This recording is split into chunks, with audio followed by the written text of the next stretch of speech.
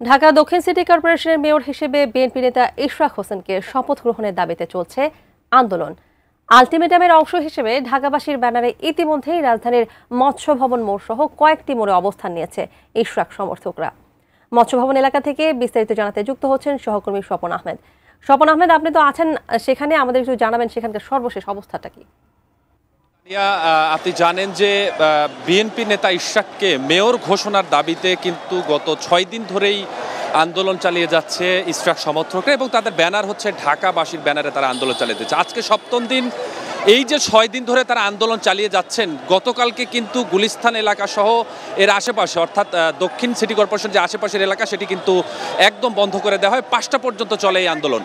তো আজকেও গতকালকে যখন ঘোষণা করা হয় যে সকাল আজকে অর্থাৎ বুধবার সকাল 10টার মধ্যে ইশরাককে মেয়র হিসেবে ঘোষণা করা না হলে তারা কিন্তু ঘোষণা দিয়েছিলেন যে মৎস্য ভবন, কাকরাইল মোড়, প্রেস ক্লাবের সামনে সহ হাইকোর্টের সামনের যে সড়কগুলো রয়েছে সেই সড়কগুলো তারা অবরোধ করবেন। এবং তারই ধারাবাহিকতায় আজকে কিন্তু সকাল 10টার পরেই ঢাকাবাসীর ব্যানারে ইশরাক সমর্থকরা তারা কিন্তু এখানে উপস্থিত হন এবং তারা এক পর্যায়ে পুরো সড়কটি আসলে অবরোধ করে দেন। ক্যামেরাতে আপনাকে দেখানোর চেষ্টা করছি, দেখতে পাচ্ছেন যে ঢাকাবাসীর ব্যানারে যে আন্দোলনটি চালিয়ে যাওয়া হচ্ছে গত 6 দিন ধরে, আজকে তার 7ম দিন।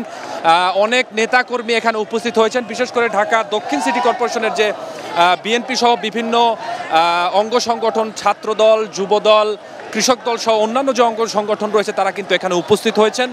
তারা কিন্তু ইশরাকের সমর্থনে বিভিন্নভাবে স্লোগান দিয়ে যাচ্ছেন এবং তারা দাবি করছেন যে ইশরাককে মেয়র, হাইকোর্ট থেকে মেয়র ঘোষণার পরেও কেন সরকারের পক্ষ থেকে আসলে কোনো পদক্ষেপ এখন পর্যন্ত নেওয়া হচ্ছে না, এর কারণেই তারা আসলে এই আন্দোলনটি চালিয়ে যাচ্ছেন। আমি যদি কিছুটা প্রেক্ষাপট আপনাকে উল্লেখ করতে চাই, তাহলে আপনি নিশ্চয়ই জানেন যে গত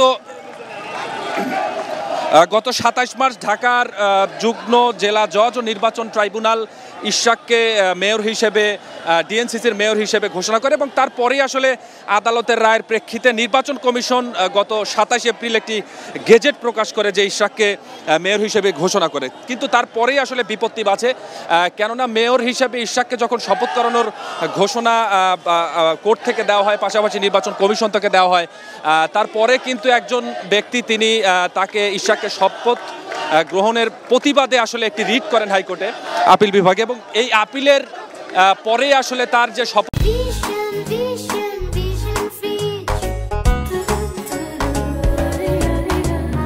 গ্রহণের প্রক্রিয়া সেটি কিন্তু থেমে যায়।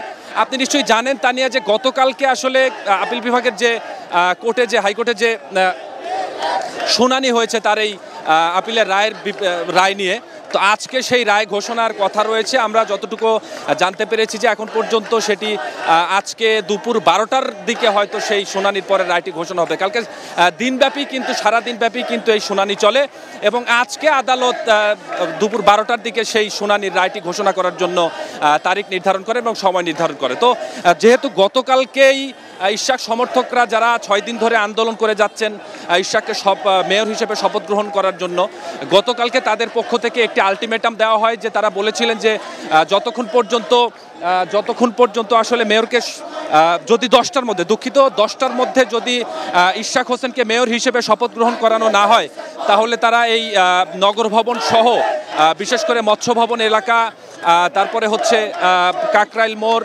পাশাপাশি প্রেস ক্লাব এলাকায় তারা কিন্তু অবরোধ ঘোষণা করবে, যেমন তার প্রেক্ষিতে আজকে তারা এখন পর্যন্ত আন্দোলন হয়েছে।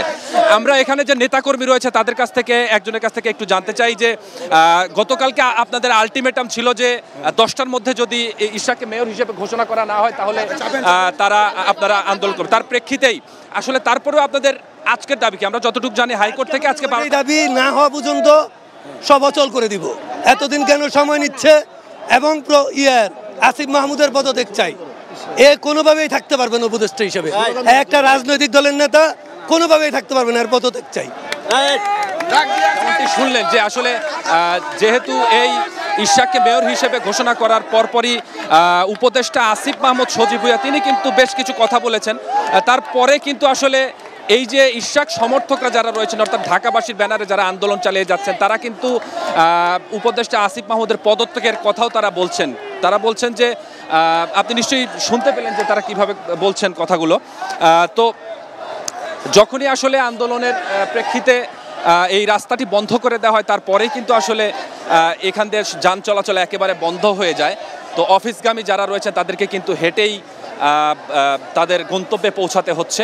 এখান দিয়ে রিক্সাও আসলে চলছে না। তো আমরা যখন আসলে এই মৎস্য ভবনের উদ্দেশ্যে আমাদের অফিস থেকে বের হয়ে এখানে আসি, আমরা তখন থেকেই দেখতে পাচ্ছি যে অসংখ্য নেতাকর্মী তারা কিন্তু পায়ে হেঁটে আসলে এই উদ্দেশ্যে, অর্থাৎ এই যে আজকে যে আলটিমেটাম দিয়ে যে আন্দোলন চালিয়ে যাওয়া হচ্ছে সেই উদ্দেশ্যে কিন্তু রওনা দিয়েছেন।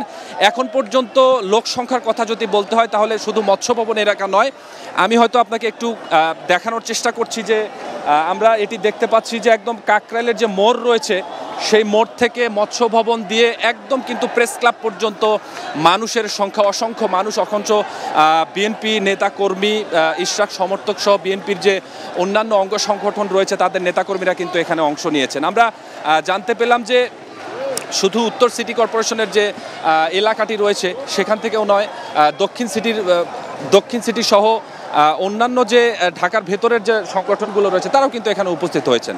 তো আমরা এখন এখানে উপস্থিত রয়েছে সংবাদকর্মীরা। আসলে যেহেতু হাইকোর্ট থেকে এটির রায়ের নির্ধারণ করা হয়েছে, দুপুর 12টার দিকে এটির রায় ঘোষণা করার কথা রয়েছে। তো আসলে দেখার বিষয় যে রায়টা আসলে কি হয়। তো